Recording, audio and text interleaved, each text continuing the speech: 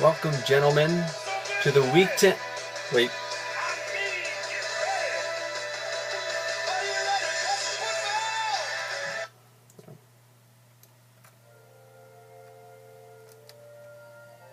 There we go. Welcome, gentlemen, to the Week 10 EKL Fantasy Football Owner Update. My name is Chris Harrington, owner of Piccadilla, and I'm going to be going through the rundown of all of the matchups this week. First up, we have Do You Have Any Salad versus What's a Beelfus? Lots of questions here. Both come right out in their names. We go first to the quarterbacks. Matt's really going for a stretch here with Mark Sanchez. Spinogle, you're really lucking out by having Aaron Rodgers on a bye, and Randall Cobb as well.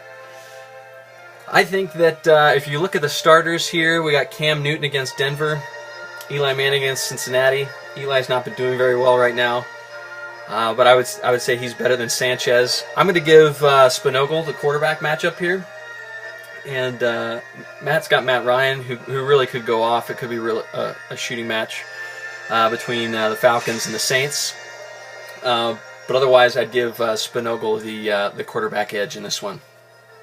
Then we move on to the starting wide receivers. Spinogle, again, has great wide receivers. He's got Eric Decker, who's hoping to go for 6 weeks in a row with a touchdown in each week. In the last 2 weeks, he's actually had 2 touchdowns each week in the last 2 weeks, so he's going for 6. I'd say he gets that against Carolina. And I go with Spinogle's wide receivers, Decker and Bolden, over Mike Williams and Brandon Lloyd. Brandon Lloyd's looking a little questionable. I don't know if he's going to play, but he will be playing in a shootout against the Bills. I still would go with Spinogle in that one. Then we got Spinogle's running backs, Arian Foster and C.J. Spiller, going up against Matt's running backs, Michaela Shore and Frank Gore.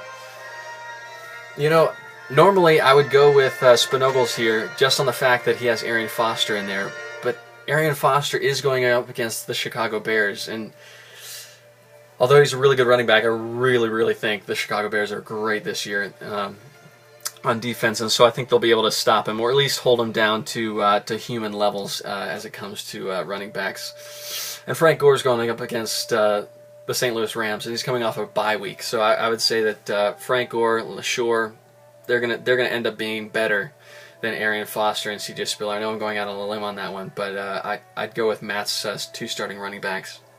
Then there's no contest. Any tight end going up against Rob Gronkowski is going to lose. Rob's going to have a good day, especially against the Bills. He had 2 touchdowns against them early this year, so he'll definitely do well today. Spinogle, good pickup tonight or last night. Jermaine Gresham, picking him up and plugging him in. He's been playing fairly solid, and I liked him at the beginning of the year, and I really like him now. So that was definitely a good pickup, but he's not going to beat Rob Gronkowski tomorrow. So give Matt the tight end edge, and then we come to the flex spots. Spinogle's got Michael Feet in Cement Turner and Nate Washington up against Dez Bryant and Doug Muscle Hamster Martin. And I'm going to have to go with Matt on that one. Muscle Hamster's going to take the day, and he's going to bring Matt to a victory. Matt picked up my trash at kicker, Goskowski, and he's gonna do all right. But the one thing that you'll find with him, Matt, is that he's going to get you a lot of extra points. He's not going to get a lot of field goals for you. But Robbie Gould, though, is going up against the Houston Texans, and I really don't think that the Bears are going to do that well against their defense. So Goskowski's going to win that one. And then we come down to the defenses. Matt's got the Giants going up against my Bengals, and Spinogle's got New England going up against Buffalo. And I'm going to have to go with Matt on this one. I think the Giants are going to do well against Cincinnati, and I think they're going to do much better than New England's going to do against the Bills. That's going to be a shootout, and so that's going to lose a lot of points for New England. Earlier this year, New England got 4 interceptions against the Bills, but it still only got them just a little above 10 points. So I'm going to have to go with the Giants on this one. So my final call, I know I'm taking a lot of time, even not just on the first game, is going to be going with Matt. Let's see here. Apocalypse Later and Autumn's Embrace. Pierce, your team. I mean, I don't understand why you're doing as bad as you're doing record-wise. You really shouldn't be. If you look at their matchups at quarterback, you got Jay Cutler for Pierce, Matt Schaub for Dave. Both of them are going up against each other's defenses, which are the best in the league right now, Houston and Chicago. So those are a wash. Then it comes down to Peyton Manning and Ryan Fitzpatrick. If you can't tell, I'm using Spotify for my music here. You got Peyton Manning up against Ryan Fitzpatrick. I think Fitzpatrick's going to take the day there. It's going to be a shootout. Now we move on to the wide receivers. You got Calvin Johnson and Wes Welker for Pierce, and you got Victor Cruz and Julio Jones for Dave. I think I'm actually going to go with Dave here, Victor Cruz and Julio Jones to take the day. Calvin Johnson's going up against Minnesota, and I don't know if you've noticed, but Minnesota has actually been doing very well against number one wide receivers. They've been taking them out for most of the season, which is why I didn't play Larry Fitzgerald a couple weeks ago, as well as not playing Vincent Jackson, even after he had his huge 27-point game.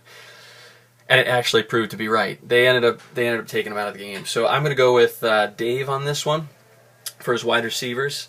And then we come to the running backs. And in this, I don't like Dave's running backs. Willis McGahee and Chris Johnson, I don't think they're going to do very well.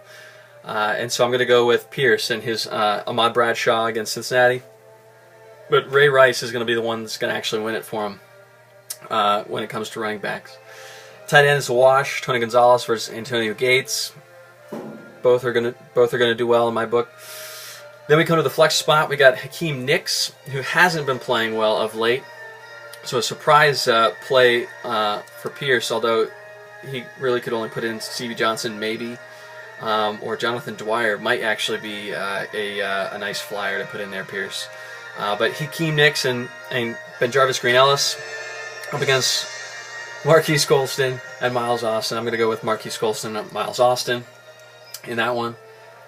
Kicker-wise, we got a battle of the kickers in the same game, Janikowski against Tucker. And I actually think that Oakland's going to move the ball very well, but not get in the end zone. So Janikowski's going to get a lot of field goals. I think that Janikowski's going to win the day there. Pierce, I'm surprised that they're only projecting Chicago for 9 points. They've been playing so phenomenal as of late. So I'm going to go with Chicago here with the victory.